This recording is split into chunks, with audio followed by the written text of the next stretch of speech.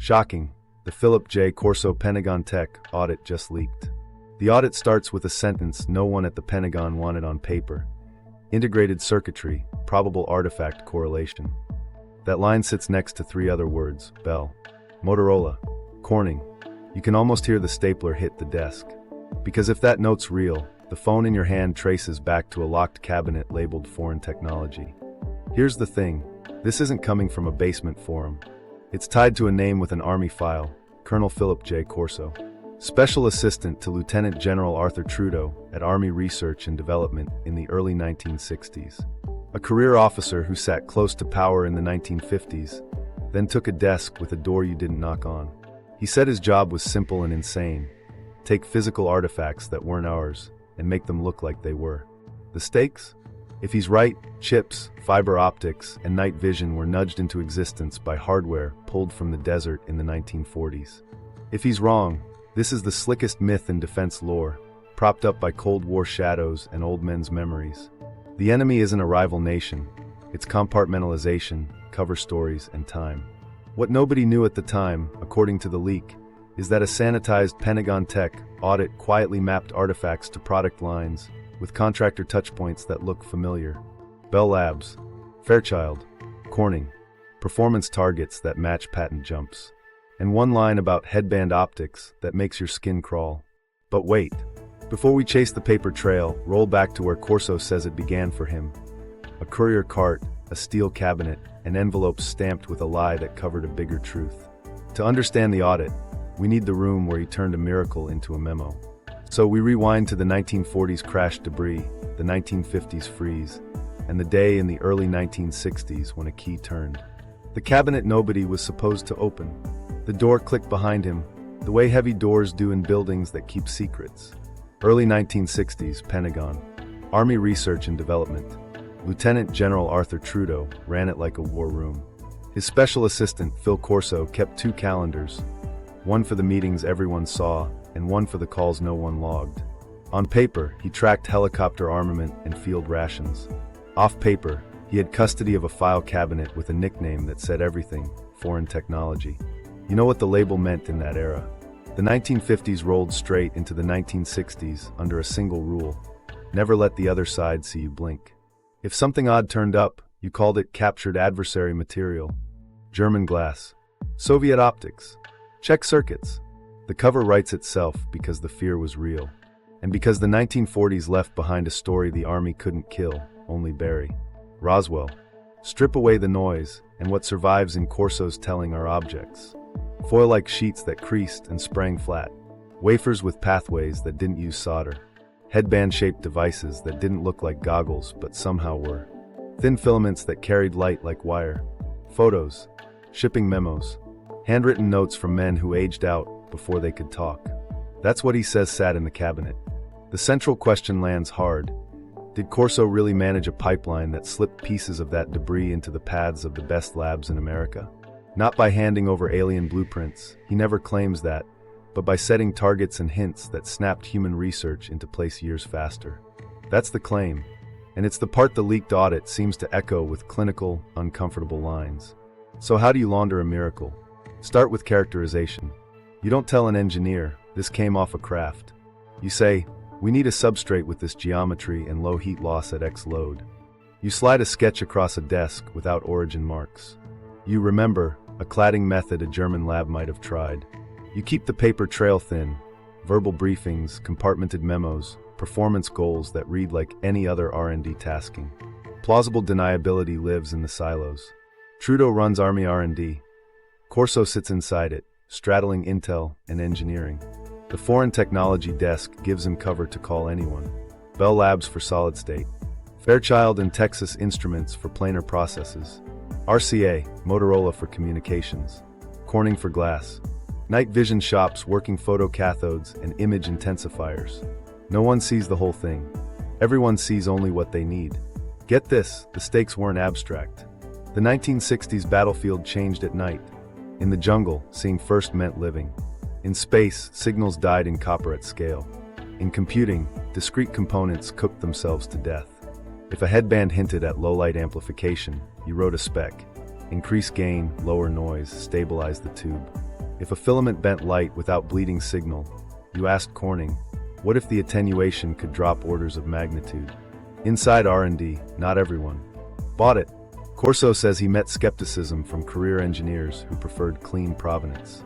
He also felt pressure for results. The Cold War arms race didn't wait for origin stories. If a hint shaved 3 years off a timeline, you took it, stamped it foreign lead, and moved. Here's where the file cabinet matters. Chain of custody, even in fragments, is the spine of any claim. Corso ties his access to Trudeau's authority. He says the Roswell material was relabeled and sanitized in the 1940s and 1950s, then retasked in the early 1960s when R&D needed edges across multiple programs. He doesn't offer lab logs, he offers process. That's either elegant compartmentation or a fatal gap. Depends on whether you see a pattern or a story. Meanwhile, something else was happening across town. Patent filings clustered. Planar integrated circuits jumped from fragile novelty to scalable yields. Fiber attenuation numbers fell. Night vision moved from clunky viewers to more practical tubes. You can explain all of that with human brilliance and budget. Or, if you sit at Corso's desk with a cabinet that shouldn't exist, you wonder if the timing had help. And the cover stories? They're almost funny in how boring they sound. Captured Soviet optics covers a lot of sins. German glass research can be waived at any cladding breakthrough. Adversary circuit wafers explains away geometry weirdness without teaching anyone about non-human design. That's the point. Make it dull. Make it deniable. So picture the inciting incident the way Corso tells it. He inherits the cabinet. He opens a folder and sees a wafer board, photographed under harsh light. No solder. Pathways that look printed before printed meant what it means now. A memo asks for exploitation without attribution. Orders, not suggestions. That's when his double life clicks into gear. 1 foot in weapons reviews. 1 foot in a scavenger hunt. This was the moment everything changed for him. From curator of debris to quiet matchmaker between artifacts, and the only people on Earth who could make use of them without asking where they came from. From sealed debris to the mechanics of seeding. You can feel the hum of a system built to pretend it didn't exist. To understand how that system worked, we need the blueprint. The steps, the handoffs, the paper shadows, because claims live or die on process, not poetry. And Corso's process, if it happened, was designed to leave almost nothing you could subpoena, just results you could hold. The seeding blueprint, how you launder a miracle. So here's the blueprint Corso says he ran. The routine you'd use if you had to hide a miracle in plain sight. Step 1. Characterize the artifact, not by origin but by behavior. You don't say, this is alien. You say, when we hit it with heat, it doesn't deform until here. When we pass current, losses stay under this threshold. You build a performance box, numbers, tolerances, weird edge cases. You define what good looks like without saying why. Step 2. Draft the cover story. Keep it boring. Captured adversary optics, German glass study, Soviet wafer geometry. Pick a plausible source where the science is advanced enough to be spooky, but not so advanced it raises eyebrows.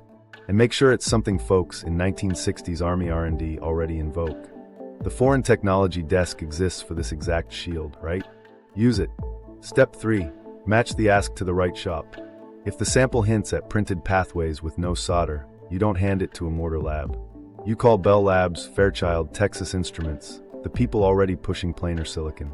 If filaments pass light with almost no scatter, you loop in Corning's glass division and the Bell Optics teams. If a headband implies low light gain, you brief image intensifier programs, guys working on photocathodes, alkali antimonide mixes, microchannel ideas starting to rumble. You don't give them the artifact. You give them the target and maybe a materials nudge. Step 4. Control the paper. Corso talks verbal briefings, face-to-face handoffs, compartmented memos with fuzzy origin lines. The documents read like normal taskers. Achieve X gain at Y noise. Explore cladding permutations to reduce attenuation below Z dB/kilometer. Nobody writes, we saw this on a recovered panel. If you need a drawing, you strip markings and re-sketch geometry as a notional diagram. It's all deniable. Step 5. Monitor the patents and prototypes.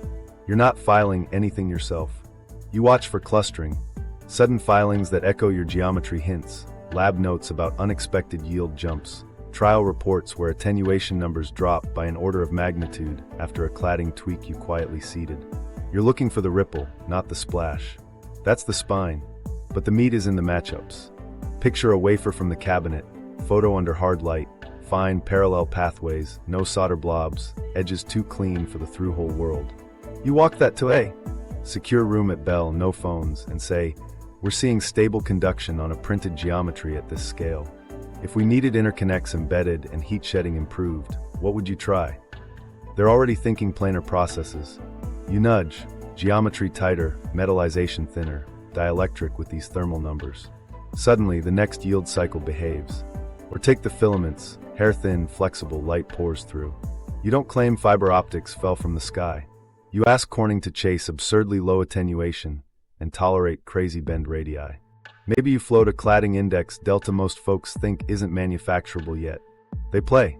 The polishing shifts. Draw towers change cadence. Loss numbers drop, and long haul moves from dream to spec. Night vision's trickier. Corso talks headbands like they touched biology, and that's a rabbit hole. But the seeding target can be simple. More gain, less blooming, faster gating. You point labs at photocathode chemistry, alkali antimonide tweaks, cleaner vacuum, microchannel plate alignment. Procurement is hungry for jungle night parity. The moment tubes improve, field reports write themselves. Materials, the foil that snaps back. You don't walk in and say memory metal from space. You put a goal on the table, a nickel titanium alloy with a tight transformation range and repeatable cycles, shock tolerant, fatigue resistant. Naval labs are already playing with Nitinol. Your foreign data narrows ratios, heat treatment windows, wire draw constraints. Prototypes stop tearing themselves apart. Every 30 seconds in a room like this, somebody asks, "Why are we doing it this way?" That's where plausible deniability earns its pay. The story is always the same.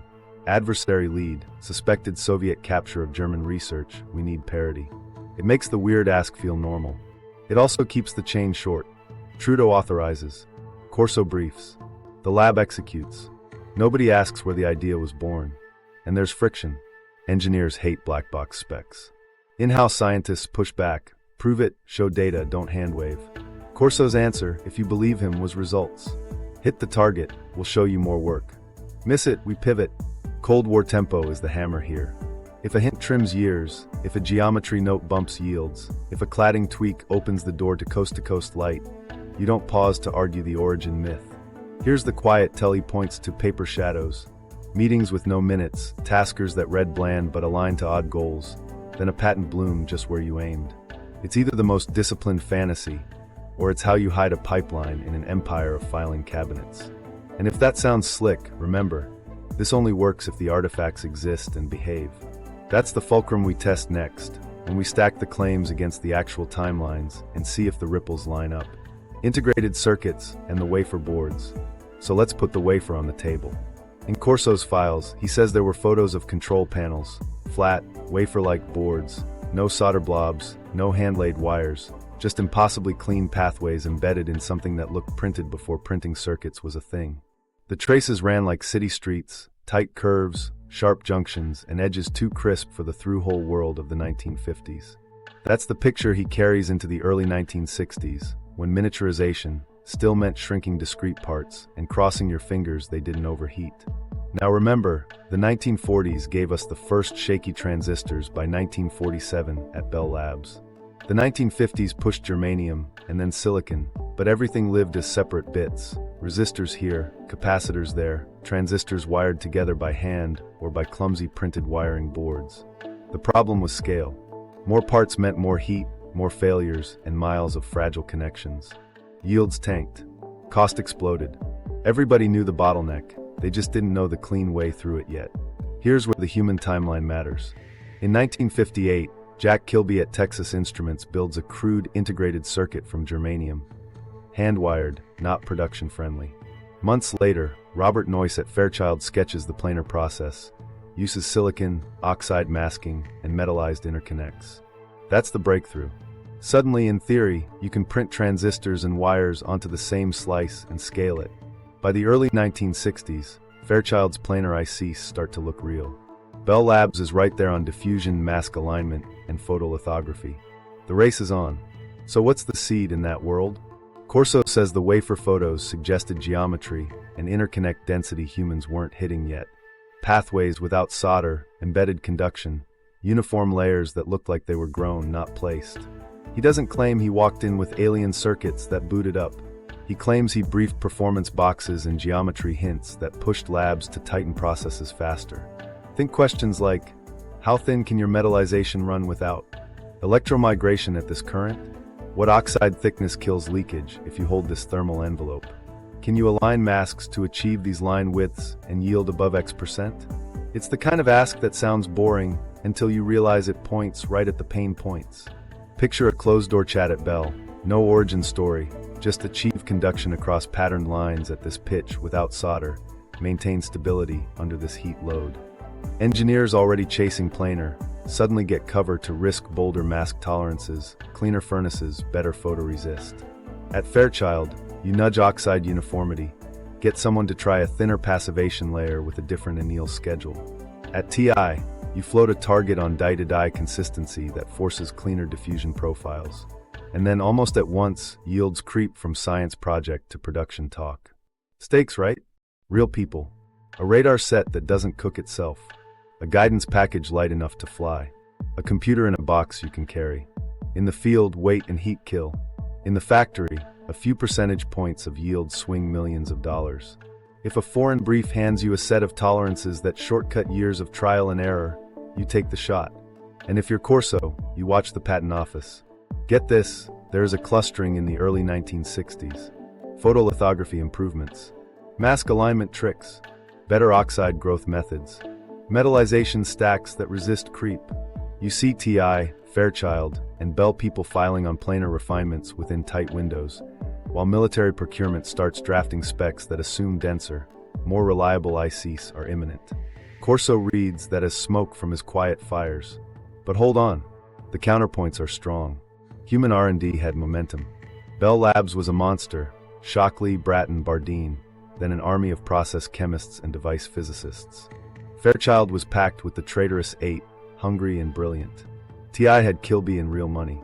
Independent discovery happens when the field ripens. So yes, you can map a cluster, but clusters form when funding and ideas collide. You don't need a crash panel to explain it. Here's the twist that keeps you watching. The wafer imagery in Corso's story doesn't claim topology we hit in the 1980s. It suggests something closer to an ideal of the planar dream, right as humans were climbing onto that ladder. Not a leap to microprocessors overnight, more like a compass for getting off the breadboard swamp. A hint on interconnect geometry here, a nudge on heat paths there, a reminder that solder is a reliability tax you don't want to pay at scale. And if you're asking about Motorola, by the late 1950s into the early 1960s, they were ramping into semiconductors, radios shrinking, car electronics coming. Bell, Fairchild, TI, RCA, all plausible touchpoints. You can imagine a foreign technology desk call that doesn't raise flags. We've got reports of adversary wafer geometry with embedded lines at this pitch. What would it take to match? No aliens, just an ugly race narrative that keeps everyone's head down and tools up. So did patents jump because of seeding? Causation is slippery, but procurement tells a parallel tale. Army R&D starts to write requirements that assume higher integration, lower failure, tighter thermal control. That forces industry to move. If Corso shaped those requirements with numbers whispered from a wafer photo, that's influence without provenance. It's also exactly how a compartment would hide itself. Targets, not origins.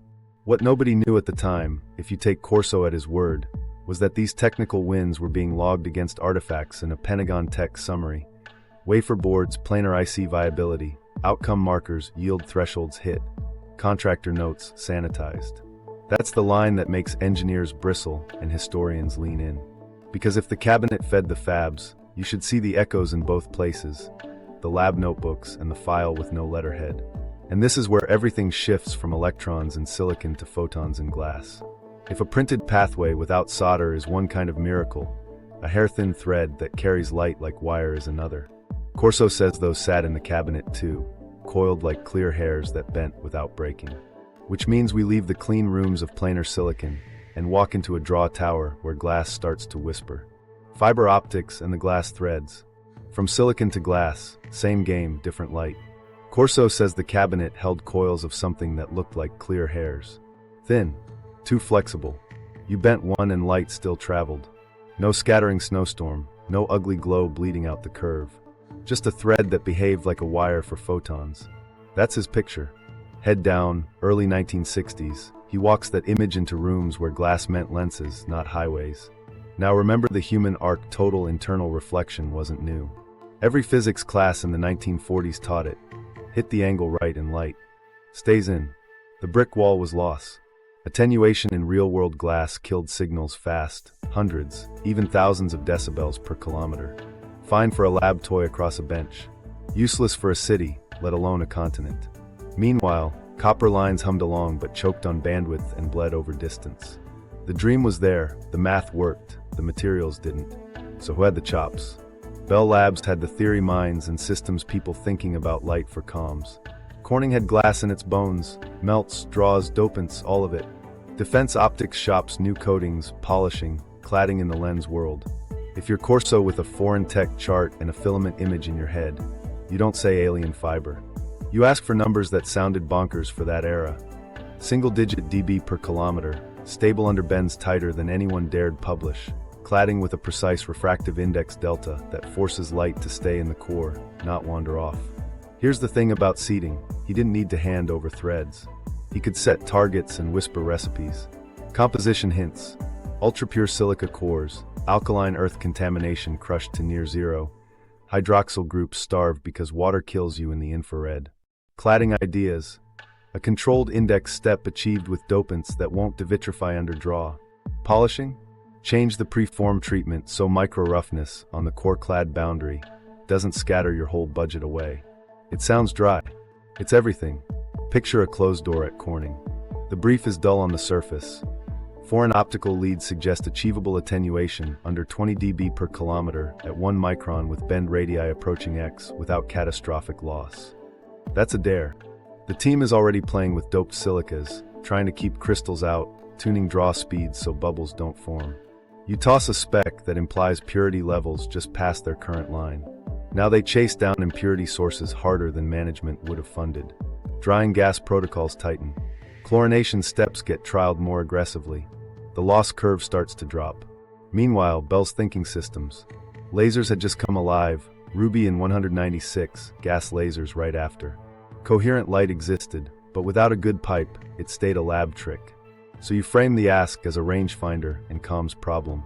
We need a guided path for coherent light over real distances with modal dispersion inside this envelope. They play with waveguide theory and start pushing for a physical medium that fits the math. Corning experiments hit lower loss, and suddenly Bell's models don't feel like science fiction. They feel like procurement. Stakes come fast. If glass carries light with low loss, you rewire the backbone of the world. Copper remains in the last mile, but the core goes clear. Undersea cables change. Data rates spike. Whole industries spring up on top of threads you barely see. But in the moment, early to mid-1960s, it's still a slog. Loss is stubborn. Bends kill you. Connectors are nightmares. You need a nudge that compresses the timeline between lab curiosity and field cable. Get this, there's a pattern. By the late 1960s and early 1970s, reported attenuation numbers fall off a cliff. Composition control tightens. Cladding methods standardize. Draw towers stabilize, coatings improve, and fibers stop shattering when installers breathe on them. Did Corso light that fuse earlier with foreign targets? He says yes, pointing at a cabinet coil that bent like crazy without milking light out the sides.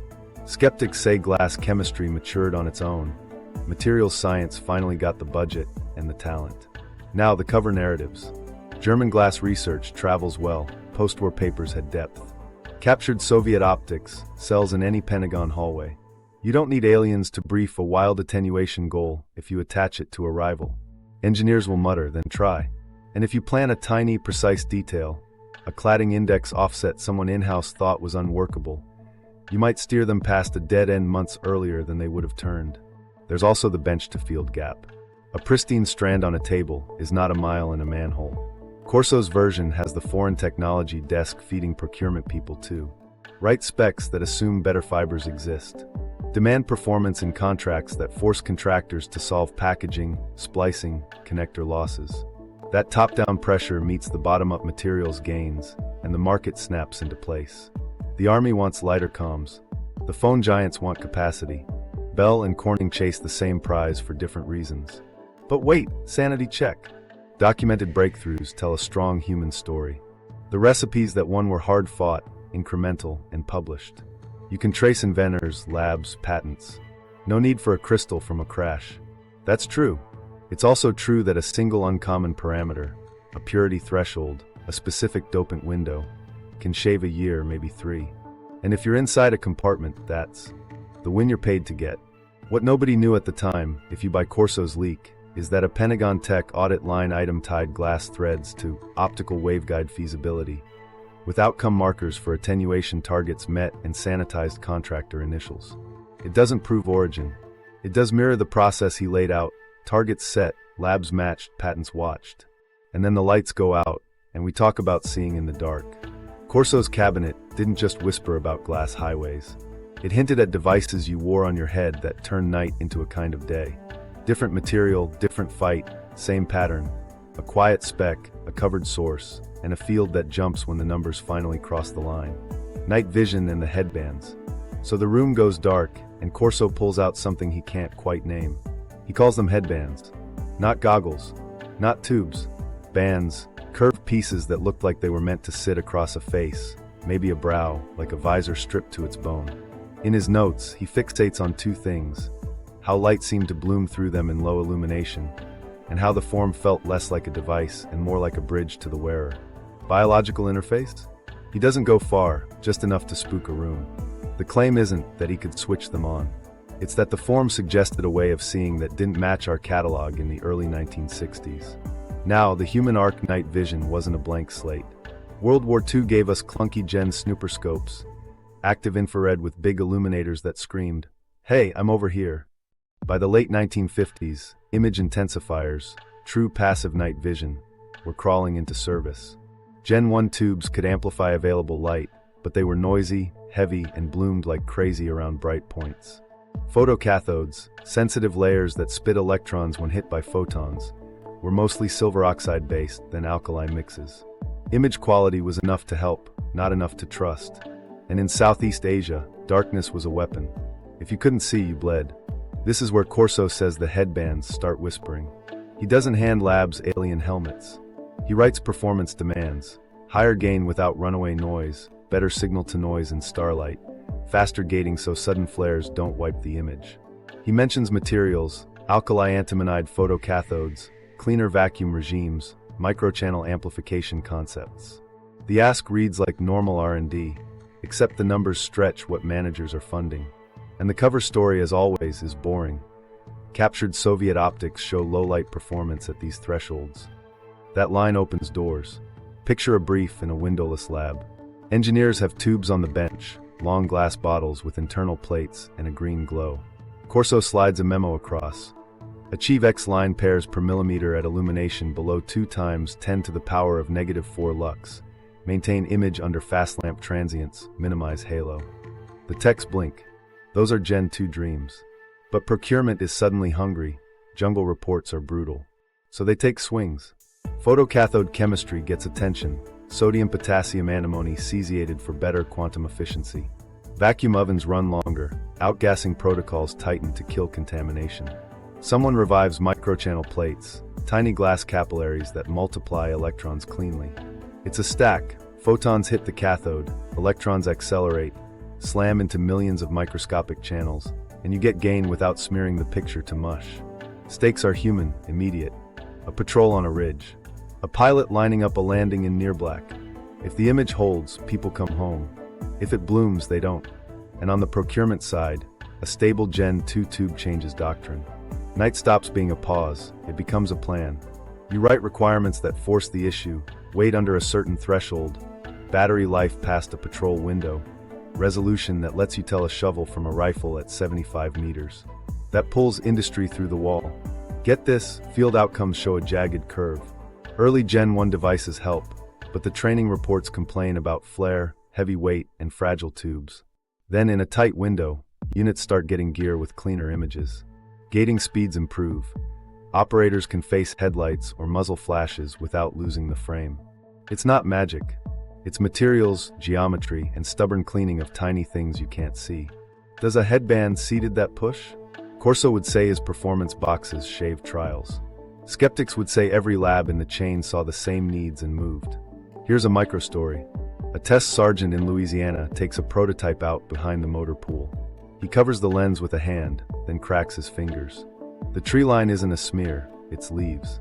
He swings past a security light. The image ducks for a blink, then recovers. He grins, just a second. That's the little win that justifies 1,000 boring memos. And the biological interface idea?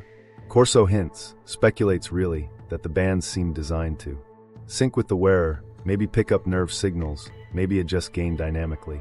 He's careful, it's a read of form, not a lab result. If there's a nudge in our world, it lands as adaptive control. Engineers start building automatic gain control that responds to scene content faster, smoothing noise without smearing motion. No alien mind link, just smarter feedback loops. Parallel action. While this lab work grinds, the story he tells is the same on paperwork. Cover narratives stay cold. German glass becomes Soviet tubes. The silos hold. A foreign technology tag allows crazy specs to slide under normal oversight. A colonel can say, match this, and nobody asks, who's the adversary? Because the answer is always all of them. Pushback exists. Device physicists hate chasing numbers without seeing the data that birthed them. They demand curves, derivations, raw measurements. Corso gives them thresholds and deadlines. That friction matters. It means if seeding worked, it did so by pushing, not teaching, by saying, this is possible, not, here's how. That's subtle. It also fits the pattern he lays out everywhere else. So what changed? Measurables. Quantum efficiency on photocathodes inches up. Dark current drops. Microchannel plates become manufacturable with fewer defects, less ion feedback, longer life. Gating gets fast. And field reports shift tone from we can kind of see to we can plan for night. What nobody knew at the time in Corso's retelling is that an internal Pentagon Tech summary line tied headband optics to image intensification thresholds met. Initialed notes alongside contractor code names. Nothing that proves origin, just paper shadows that rhyme with the blueprint. If you're inclined, you see a quiet hand. If you're not, you see a market maturing right on schedule. And while we're in materials and devices, there's one artifact that won't leave the cabinet without a story. Foil you can crumple that snaps back, sheets that remember their shape, strength that feels like a dare. Night vision let people see. Memory metal and super tenacity promised to let them survive the hit. We go from light amplified to matter that won't yield, and the line between legend and alloy gets very thin. Memory metal, armor, and super tenacity. Back to the cabinet. Corso says the strangest thing in there wasn't a wafer or a filament. It was a sheet, foil thin, dull gray, almost boring until you touched it. You could crumple it tight in your fist, and then let go. It wouldn't crease. It sprang flat, like it remembered its shape. The edges didn't look cut so much as grown. He called it the thing that wouldn't behave like metal should. Get this, he didn't know the chemistry. He knew the feel. Now remember, materials were the rate limiter. In the 1940s and 1950s, you could dream up wild systems, but steel and aluminum set the rules. By the early 1960s, polymers were sneaking onto the field, but armor still meant weight. Corso's read on that foil was simple. If you can build a skin that takes a hit and snaps back, you rewrite survivability. If you can stitch fibers that won't tear, you change vests, helmets, even aircraft panels. He wasn't writing a textbook. He was writing performance boxes that sounded like science fiction with the serial numbers filed off. So who holds the keys? Shape memory lives in alloys that change phase when you heat or stress them. The human path to that runs through nickel and titanium, Nitinol. First spotted in the late 1950s at a naval lab, then pushed in the early 1960s when someone bent a wire, heated it, and watched it jump back. If you're Corso, and you've just handled a sheet that shrugs off creases, you walk into a meeting and ask for a nickel-titanium system with a tight transformation window, repeatable through thousands of cycles, no brittle failure after shocks. You don't say alien. You say, we've got foreign samples hinting at reversible deformation without plastic collapse. Can you hit these strained targets? Picture a closed door with Navy and Army materials teams. The brief asks for fatigue resistance at strains that make metallurgists squint. You seed the heat treatment window, temperatures and durations that narrow phase hysteresis. You nudge on composition, near equiatomic needy with tiny dopant shifts for stability. They're already messing with it. Your spec gives them cover to push draw ratios and tweak wire anneals. Suddenly, wires and thin sheets stop cracking like glass and start snapping back like springs with a memory. And the other branch, super tenacity, Corso's word for fibers that don't give up. The human story there is aramids. DuPont chemists in the 1960s spin para-aramid fibers that harden into Kevlar. It's big chemistry, nothing mystical. But the targets Corso says he set, weight per area, energy absorption, cut resistance, read like someone saw fabric that stopped blades and caught fragments better than nylon ever could. The cover story is easy. We think the Soviets are trialing high modulus aromatic polyamides. We need parity. That one sentence moves budgets. Stakes live on the ground. A line soldier in a flak jacket that's more wish than shield.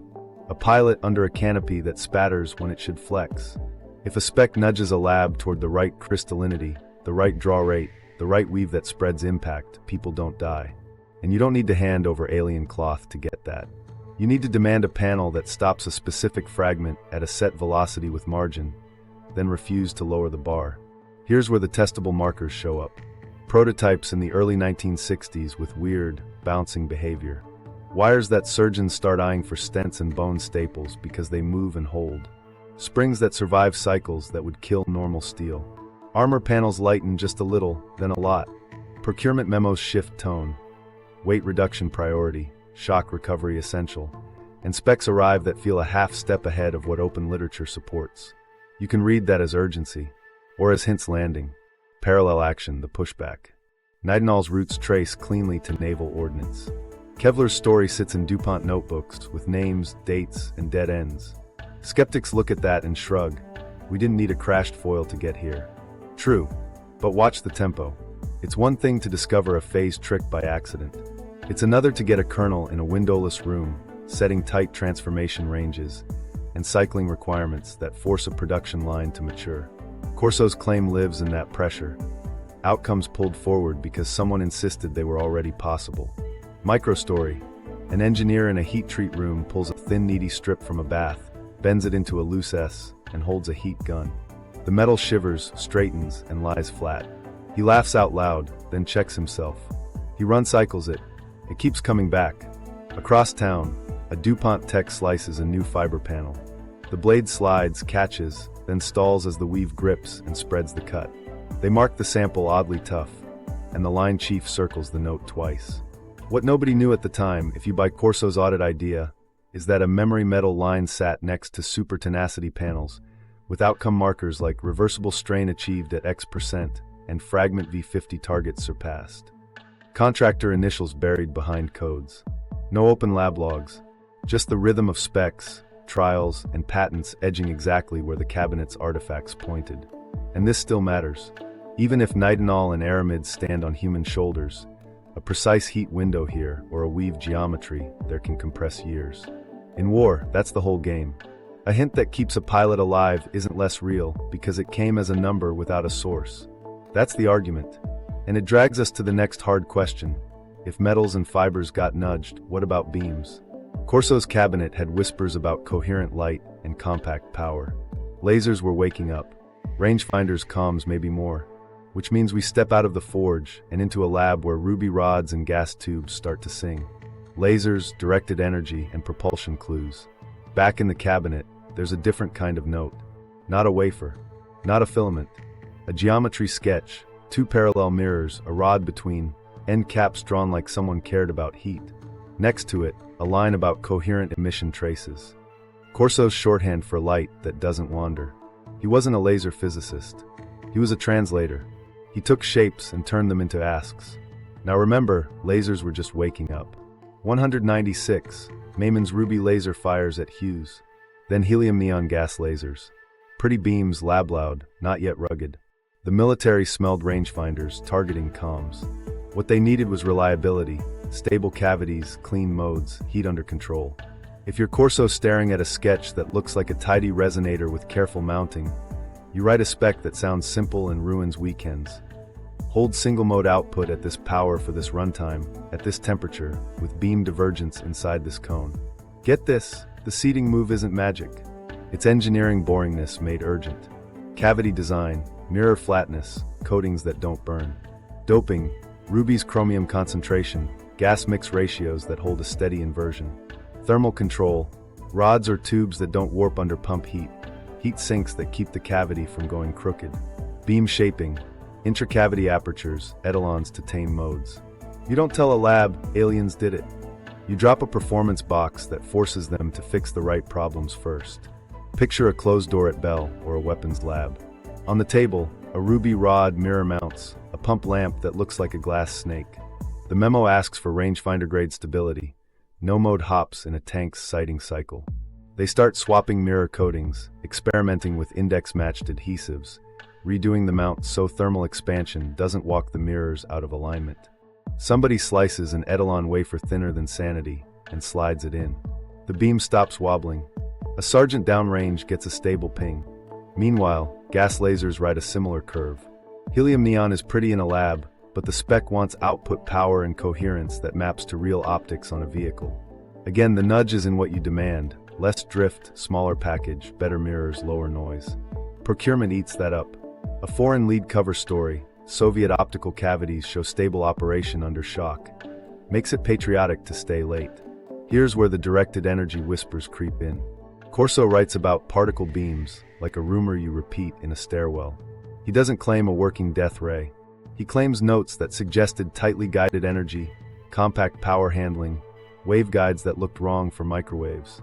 Labs, for their part, were already poking at high-energy systems, accelerator physics in national facilities, microwave tubes for radars, masers before lasers. So the seeding hypothesis narrows. Geometry cues that nudge waveguide shapes, thermal pathways that let you push power spikes without cooking the device, materials that shrug at fields that would fry normal dielectrics. Sanity check time. Did documented laser progress need a push? Not to invent the laser, no. That arc is public and proud. But to ruggedize, to shrink, to survive shock and heat, those are the places where quiet specs compress years. A modest one matters. The first time a tank commander gets a crisp range read through dust without the unit hiccuping, someone in a cubicle with no windows smiles. Now propulsion. Corso is careful and cagey. He hints at field effects, at propulsion that doesn't burn fuel like we do. He talks about craft that didn't show exhaust in the way a jet does. He draws no working plan. He wasn't building engines, he was matching artifacts to programs he could influence. So any propulsion touchpoint shows up sideways: power conditioning, compact capacitors, high-voltage switches that can dump charge in controlled, brutal bursts. That's the stuff you need whether you're zapping a rangefinder lamp or dreaming about field drives. Picture a lab bench with early solid-state switches, thyrotrons, capacitors the size of bricks.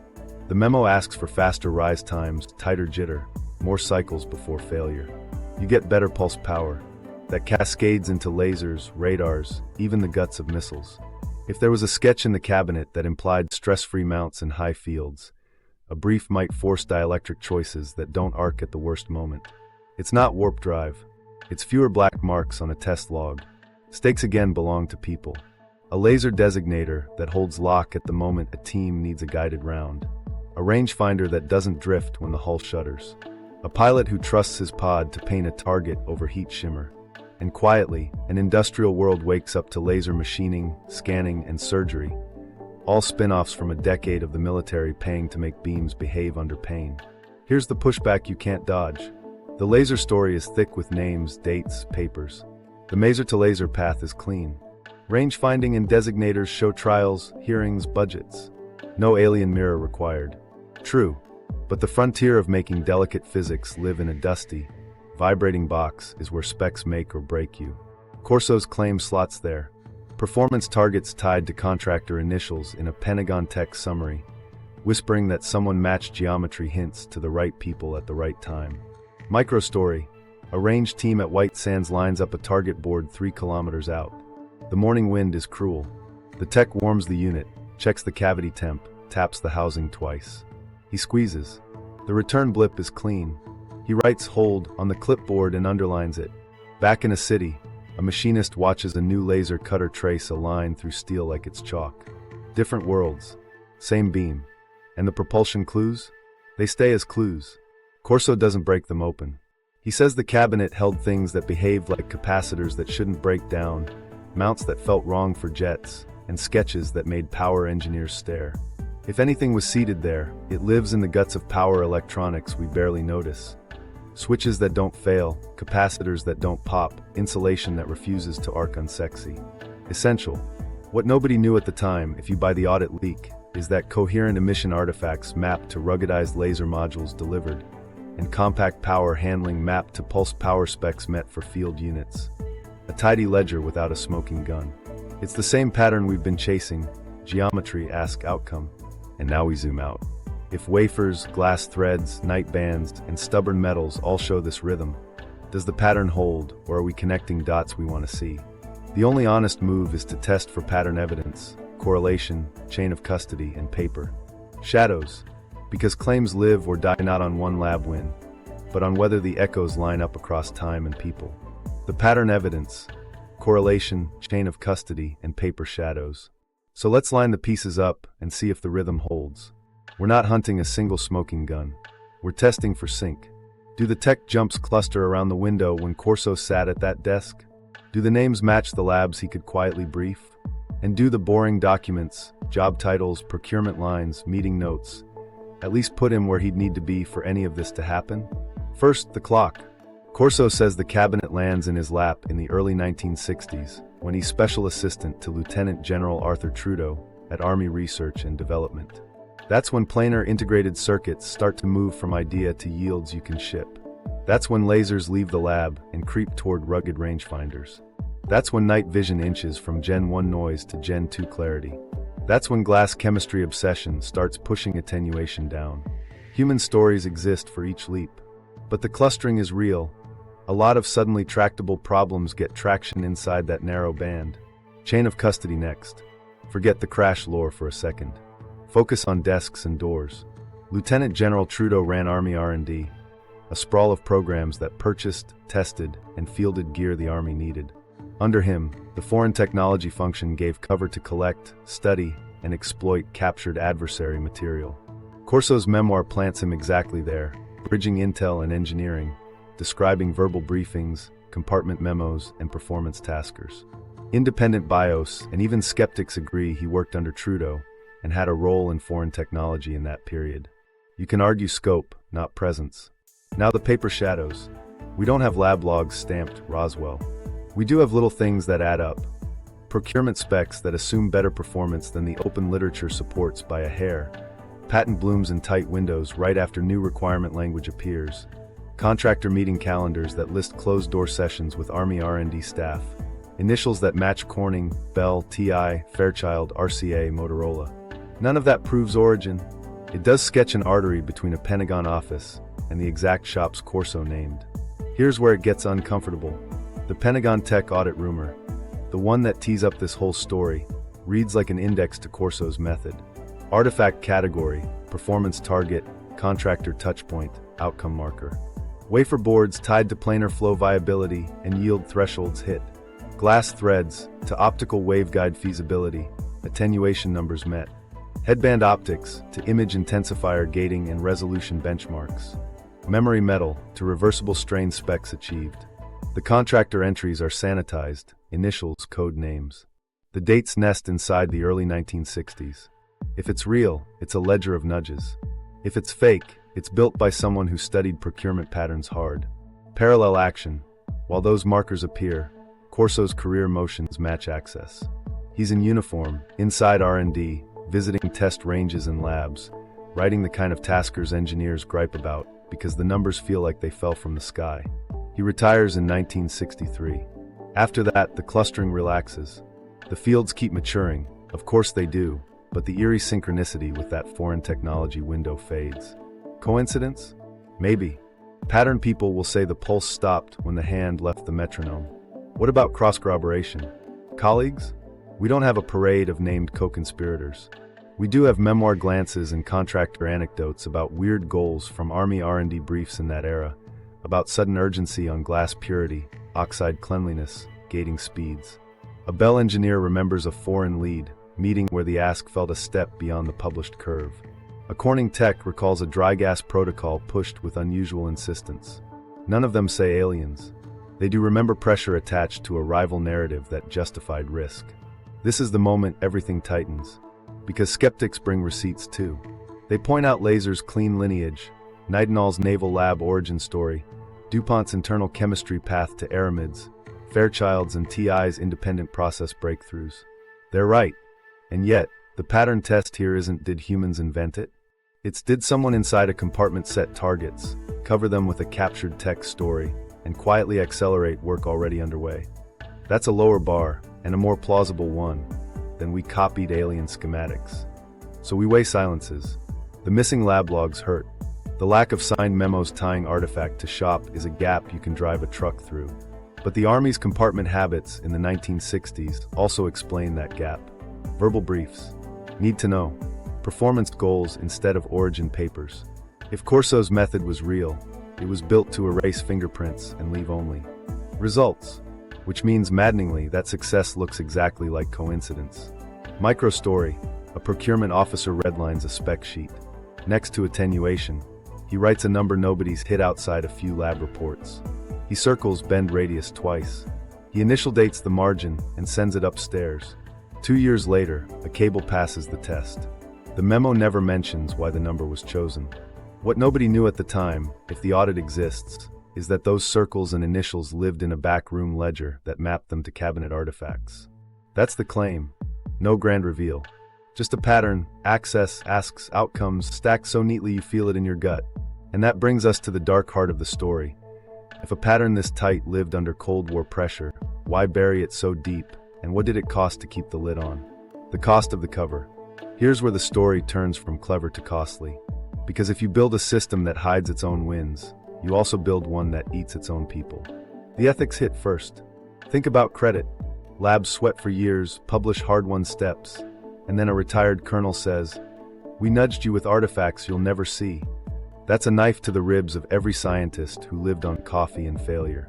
And if patents lined companies' pockets while origin stories were sanitized, who owns what?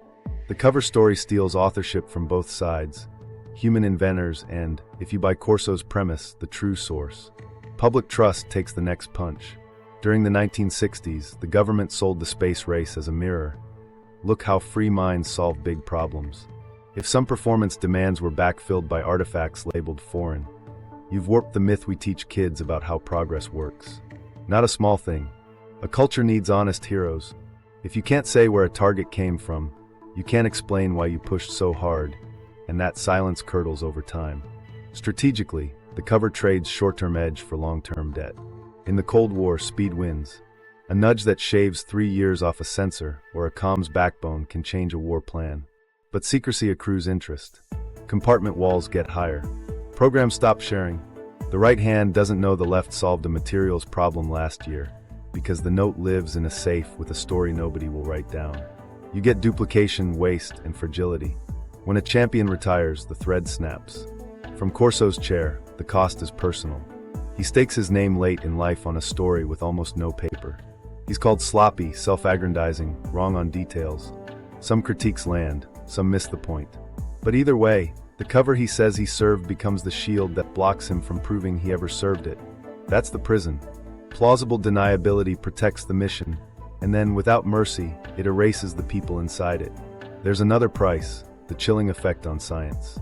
Engineers remember being told, hit this number, with no data to justify the push. You can do that for a while. Eventually, curiosity needs reasons. If you never show the why, the best minds drift to places where they can argue from evidence. The compartment keeps the obedient and loses the brilliant. That's a slow bleed you only notice when the grant proposals start sounding thin. And there's the law. Patents filed by contractors on the back of quiet targets become thickets that lock competitors out. If the seed was an artifact the public paid to recover and study, then the benefit's been privatized twice. First by secrecy, then by IP. Consumers fund the defense machine, then by products whose origin they're not allowed to learn. Legal? Maybe. Legitimate? That's the fight that never happened because nobody could admit the premise. You won't believe the quiet collateral, either. Cover stories harden into culture. Captured Soviet optics becomes a reflex, and with it, suspicion of any foreign paper that looks too good. Real adversary breakthroughs get dismissed as disinfo. Real domestic leaps get hidden as foreign shadows. Everyone misreads everyone else on purpose. It keeps secrets safe and makes strategy dumb. Meanwhile, the human fallout keeps piling. A contractor engineer hears Corso's claims on late-night radio in the 1990s and feels a punch of pride and anger he can't resolve. Did we do this, or were we steered? A young researcher reads those same pages and thinks her heroes might be footnotes. Trust me, that confusion isn't academic. It shapes who sticks with the hard stuff. This was the moment everything changed because the cover's logic turned inward. The same plausible deniability that let a colonel walk targets into rooms now blocks any reckoning. You can't fix what you can't name. And if you're tempted to shrug, Cold War, necessary evil, remember that secrecy debt compounds. Pay it early, or pay it with interest you don't choose. Rebuttals, critiques, and the null hypothesis. So here's the pushback, plain and sharp. Critics say conventional. R&D explains everything. No cabinet required. They point to clean lineages, Bell's transistor path, Fairchild's planar breakthrough, TI's early ICs, naval labs with Nitinol, DuPont's aramids, laser physics with names and dates. They add that Corso's book has errors, dates off, agencies mixed, claims that stretch him into too many rooms. If the scaffolding wobbles, they ask, why trust the house? Let's take those head on. First, documented origins. Yes, lasers didn't need a nudge to be born. Maimon's ruby shot in 196 is history you can hold. Nitinol's jump back moment traces to naval ordnance in the early 1960s. Kevlar's chemistry lives in DuPont notebooks. ICs go Kilby to noise to a flood of process work. Fiber's big attenuation drop comes from materials purity sprints at Corning and others. These are real, proud stories with lab notes, patents, and bruised egos. But here's the thing. The null hypothesis we have to test isn't aliens built our tech. It's human labs, already on the trail, reached those wins on their own timelines. And that might be true. The alternative isn't a cartoon blueprint from a crash site. It's quieter. It says, a compartment set performance targets covered by foreign tech narratives, which shave time off work already underway. No schematics handed over. No silver bullet. Just numbers that told engineers where the wall would, in fact, move. Now the book errors. They matter. Misstating postings or programs invites doubt. Skeptics seize on that, and fair enough. Memory slips don't equal lies, but details do the heavy lifting in history. Still, we need to separate biography fray from process claim. Even harsh critics concede Corso sat under Lieutenant General Trudeau at Army R&D in the early 1960s and touched foreign technology. That puts him in the one chair where such seating could happen. Scope is the fight, not presence. Paper drought? That's the big one. Where are the memos tying artifact to contractor? We don't have them, and we probably wouldn't if the blueprint worked as described. Verbal briefs, compartmented taskers, bland specs. That cuts both ways. It protects national security narratives and starves historians. The null says, no paper, no case. The counter says, no paper was the point. Patent mapping helps, but only so much. Yes, we can draw clusters in the early 1960s. Planar process refinements, oxide tricks, mirror coatings, glass purity steps. Correlation isn't causation. Procurement language changing just before a patent bloom could mean coordination, or it could be coincidence. A tighter test is content. Do patents and process notes echo the exact tolerances alleged in performance briefs? Sometimes you see spooky alignment, attenuation thresholds, oxide thickness bands, gating speeds that match rumored targets. Sometimes it's noise. That's the honest answer. False memory versus operational secrecy. This one hurts. Late life testimony bends under pressure. Old timelines, pride, co-authors sanding rough edges. But operational secrecy also breaks the feedback loop truth needs. If you spent 2 years moving asks through silos you can't name, how do you footnote that 30 years later? You don't. You tell a story and hope someone else brings receipts. Nobody did cleanly. And here's a twist you won't believe until you've lived in big systems. Independent discovery and quiet nudges can coexist. Bell, Fairchild, TI, brilliant teams pushing regardless. A foreign lead brief lands, doesn't reveal origin, but sets a near-term spec that happens to cut the right corner. The lab still earns the patent. The compartment still logs the win. Both can be true without conspiracy brain. So where does that leave us? The null hypothesis holds a lot of ground. Human ingenuity, money, and Cold War urgency explain most of the curve. The rebuttals land on errors, missing docs, and proud, public lineages. But the core question tightens, just like we promised. Not did aliens build it, but were human labs nudged? If your standard is courtroom proof, you'll say no. If your bar is pattern plausibility under compartment practice, you'll say maybe. Microstory. A Bell engineer circles a spec number and mutters, "Who picked this?" He hits it 2 quarters later. Years on, he hears Corso on the radio and feels that weird swing, annoyed then curious. That's this debate in a single heartbeat. Everything was about to change when a document surfaced that tried to pin the whispers to a ledger. An internal Pentagon Tech Audit summary that reads like a map of nudges. If any leak deserves to be torn apart line by line, it's that one. The leak, the Pentagon Tech Audit summary surfaces. It starts as a whisper in a folder nobody's supposed to copy. A summary sheet, no letterhead, no signatures, just a block title that reads like a dare. Pentagon Technology Exploitation Audit Summary. The first time a researcher shows me a scan, it looks almost too neat. 4 columns. Artifact class. Performance target. Contractor code. Outcome marker. It feels like a shopping list for the 1960s. Here's what's on it, line by line. Wafer boards tied to planar integration viability. Targets. Metallization at specified line widths, oxide thickness windows, yield thresholds above a number you'd only set if you'd seen it. Contractor codes look like BL, FC, TI, sanitized down to 2 letters and a date range that hugs the early 1960s. Outcome markers. Threshold met. Procurement spec revised. Next line. Glass threads, mapped to optical waveguide feasibility. Attenuation targets printed like bets, sub 20 dB/km at near infrared. Bend radius tolerances tighter than polite. Contractor codes that rhyme with CR and BL. Outcome marker. Pilot line validated. Night vision sits there as headband optics, image intensification thresholds. The targets read like every lab gripe we heard earlier. Faster gating, higher quantum efficiency, line pairs per millimeter that would have made a Gen 1 tech whistle. Contractor codes masked as RC and MX, plus a Defense Labs tag. Outcome. Field trial successful, spec language updated. Then memory metal and super tenacity panels. Reversible strain at X%. Fragment V50 numbers. Contractor codes that point, if you know the landscape, to naval materials shops and a big chemical house. Outcomes. Cycle life acceptable, and panel performance exceeds weight spec. You know what hits hardest? The cover narratives column. It's sparse, but it's there.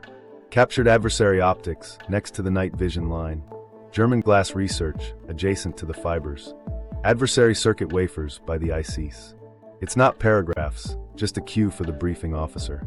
Make it boring. Keep it moving. So where did this come from? Not a FOIA dump. No stamp piles. It surfaces the way these things often do. Second hand, then third hand, across a table at a conference when the cameras are off. A retired contractor says a junior analyst made a convenience copy in the late 1970s before a safe cleanout. Years later, a researcher scans it from a crinkled, low-gen photocopy. The dates fit the early 1960s. The job titles in the margin, Spec Auth, R&D Liaison. Match billets that existed under Army R&D. Meeting dates align with procurement calendar beats you can verify in dull journals. It's the kind of document that dares you to call it fake, then punishes you with 1,000 tiny consistencies. We did the boring work. Cross-check the contractor codes with who actually held those programs then. BL overlaps with Bell's device and optics shops. FC lines up with Fairchild's planar operations. TI is TI, that one's easy. CR points at Corning's glass division. RC and MX could be RCA, and a West Coast lab with a name I won't guess out loud. The dates pulsing on the right edge? They sit right inside the switchover windows we already traced, when attenuation fell, when gating sped up, when yields stopped being a science fair. But wait, what's verifiable and what isn't? We can confirm the titles existed. We can tie code letters to plausible shops. We can match meeting dates to known procurement cycles, end of quarter pushes, year-turn spec rewrites. We can even spot phrasing in the outcome column that shows up, suspiciously close, in public-facing requirement updates months later. What we can't do is produce a chain of custody stamped with received, logged, distributed. The lab logs don't say from cabinet. The audit itself has no seal. It lives in the gray, more than rumor, less than record. Here's the thing that matters, though. The structure operationalizes the blueprint we've been chasing since Act 1. It's process on a page. Artifact class, don't name the source, name the behavior. Performance target, box the ask in numbers. Contractor code, match the lab quietly. Outcome, mark the win, adjust the spec. And the cover story hangs there like a coat you put on before you walk down the hall. If you were running a seeding pipeline that left almost no paper, this is the one paper you'd risk. A ledger for insiders to track the ripples. Skeptics raise fair flags. A fake can borrow our own reconstruction and throw it back at us dressed as proof. And yes, without provenance, this is a clever mirror. But there are tells that are hard to fake. The targets are weirdly specific, oxide and metallization bands that map to process pain points in 1962, not what a modern hoaxer would Google. The attenuation figures sit at awkward, transitional thresholds, not the headline numbers that came years later. The night vision line pairs reflect the awkward Gen 2 pre-microchannel era, not the cleaner Gen 3 story. That's texture you only get by living through it or reading memos you weren't supposed to see. Microstory. A researcher emails a retired procurement officer a redacted slice, just the glass threads row, no codes, and asks, "Does this read like your shop?" The reply comes back in 5 minutes. We used that bend radius phrasing once. Who wrote? This. So what does it change? If it's genuine, it's the spine we were missing. It doesn't prove origin. It proves intent. A coordinated method to turn artifacts, whatever they were, into performance boxes that industry could meet. And it shows the cover was policy, not improvisation. If it's a forgery, it's built by someone with an ear for bureaucratic rhythm and a memory for pain points that still make old engineers wince. Either way, the leak forces a choice. You can cling to the clean, human-only arc, or you can allow for nudges that shaved years without stealing credit. The audit doesn't scream aliens. It whispers, we aimed. And if you accept that, even a little, you have to look at your phone, at the fiber under your street, at the tube that let a pilot land in black night, and ask who set the first number on the page. The phone in your hand and the world it built. So look at your phone for a second. That slab is a museum of every performance box we've talked about, stacked, shrunk, and sold by the billions. The chip at its heart is the planar dream grown up. Oxide layers tuned, metallization stacked thin, heat paths managed so well you can edit video in your palm. If those early wafer targets nudged yields, the ripple ends here. Apps load, maps render, nothing bakes. Cameras? Same story in miniature. Solid-state sensors grabbed light, but the optics around them learned laser lessons. Coatings that don't fry, shapes that hold alignment under shock, compact power circuits that pulse without spiking noise. Range-finding moved from tanks to a dot on your face that unlocks the screen. It's the same family tree as those stabilized cavities and pulsed power specs, just domesticated. Now scroll a feed. That motion crosses oceans on glass. Under streets and seas, fibers carry light that barely dies over miles. The attenuation wars were won decades ago, but the early push, purity, cladding, bend tolerance made the backbone possible. Your video call is a victory lap for glass threads that hit numbers some engineer once circled hard. The bends in your building's riser? Someone wrote a bend radius spec that installers could actually meet. Then flip the phone over and think about what it survives. Drops, heat, cold, materials science everywhere. The memory metal line didn't give you a springy phone, but Nitinol lives inside your world. Medical stents that flex and hold. Actuators in cars that move, reset, and don't crack. Super Tenacity? That's your helmet shell, your vest panel, the composite in the bike frame you don't think about until it saves your collarbone. The cabinet's foil and fabric turned into a culture of expecting matter to bounce back. Meanwhile, the military soaked up the first versions and never looked back. Night vision went from awkward tubes to gear you forget you're wearing. Gen 2, then 3, faster gating, cleaner cathodes. Doctrine changed. Units planned to own the dark. Laser rangefinders and designators got small, rugged, boring. In the best way. You point, you ping, you paint, and guided rounds listen. That's how a spec written in a windowless office ends up saving a patrol that never hears the backstory. And sensors everywhere. From missile seekers to weather sats to your car's LiDAR. Coherent light stabilized under a beating, then poured into factories and hospitals. Cutting steel with a beam wasn't obvious until mirrors behaved and cavities kept their mood. Barcode scanners, surgical tools, fiber amplifiers, they're all cousins of that early insistence. Hold single mode, hold power, don't drift when the world shakes. There's an economic spine to this too. When performance boxes turn into products, patents stack. Patent thickets become moats. Companies that hit the early specs first write standards, then charge rent on the future. Bell's children, Corning's lines, the Fairchild diaspora. Silicon Valley is full of folks who learned to print transistors and then left to print companies. If a compartment's numbers shaved years, the balance sheets absorbed that gift quietly. Culturally, we started telling a new origin myth. The story became lone geniuses in dorm rooms, not draw towers and oxide control. Truth is Messier. Big labs battled impurities while procurement officers redlined specs with pens that shook. Engineers cursed vacuum seals and celebrated when a loss curve bent 1 decimal tighter. We lost some of that texture. We gained a faith that progress just arrives. Here's the thing, you feel the upside every day. Your phone wakes in a blink. Night drives aren't Russian roulette. Friends across an ocean are a tap away. Directed light cuts an implant that gives someone a hinge back. Those are the wins on the surface. The hidden part is how intertwined it all is. A memo about mirror drift becomes a grocery scanner 30 years later. A bend radius insistence becomes a startup that builds edge data centers because the core can carry it. What remains unseated, even in Corso's telling, is loud. Propulsion that doesn't drink fuel like a dragon. Energy density that makes range anxiety a joke. Biointerfaces that feel like those headband whispers, real, safe, every day. If the cabinet held answers there, they didn't land. Or maybe those boxes are too hard to hide as captured tech without giving the game away. Open loop on purpose. And if you're asking who gets credit, that's the knot. The labs that built it, obviously. The techs who babysat furnaces, the machinists who shaved mounts, the drafters who aligned masks 1 hair tighter. If a compartment pointed at targets first, then credit's also a kind of stewardship, the courage to say, do it now, and take the heat when the numbers felt insane. Both can be true. It doesn't cheapen either side. So yeah, the phone in your hand is a quiet ledger. Planar yields, glass purity, stable beams, smarter tubes, tough fibers. If an audit summary sat in a safe checking those boxes off, the world it built is all around you. Whether you buy the cabinet or not, the impact is the same. We live inside performance demands that someone somewhere refused to lower. If true, if false, either way it's a mirror. So here's the fork in the road. If Corso's picture is true, even in the small way, not the movie way, then a piece of our modern life came from a file cabinet nobody could talk about. We took artifacts we didn't make, translated them into numbers, and pushed our own labs to hit those numbers early. That means the story we tell about human genius isn't wrong, it's incomplete.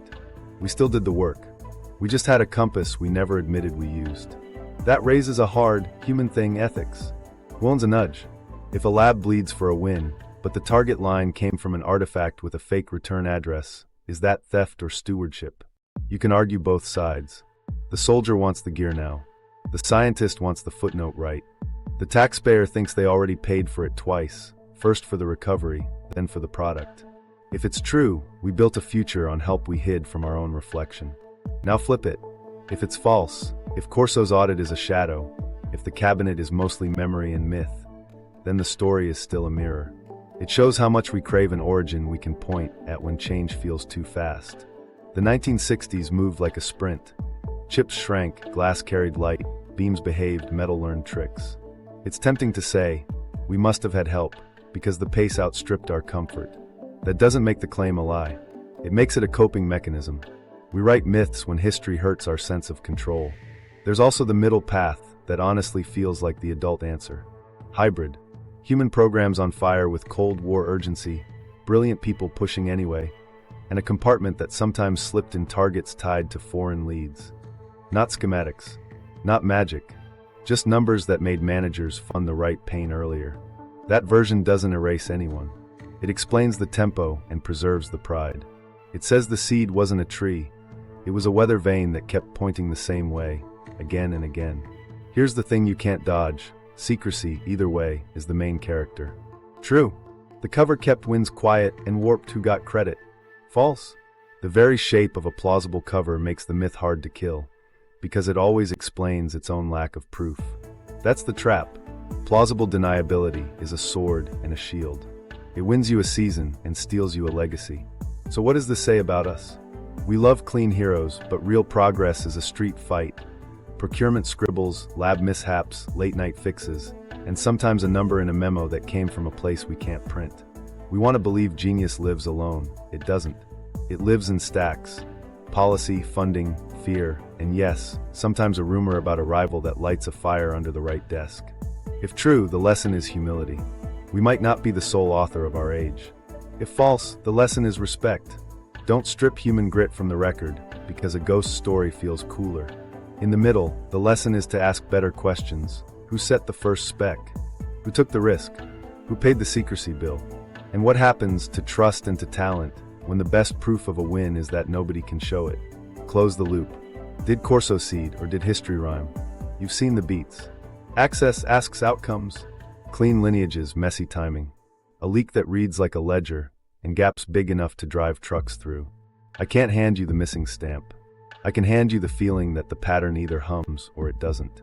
If it hums for you, then your phone, your night drive, that laser at the dentist, they all carry a quiet footnote. If it doesn't, then take this as a reminder that our species can sprint when it has to, no compass needed. Either way, it's a mirror.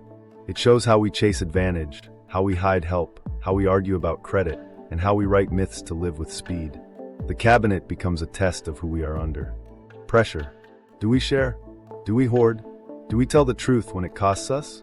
That's the question that matters long after every memo is ash. This story won't tell you what to believe. It forces you to decide what kind of progress you trust. If you want more untold, document-driven dives into whispers like this, subscribe. Watch the next film in this series for how today's UAP claims rhyme with Corso's era. Share this with a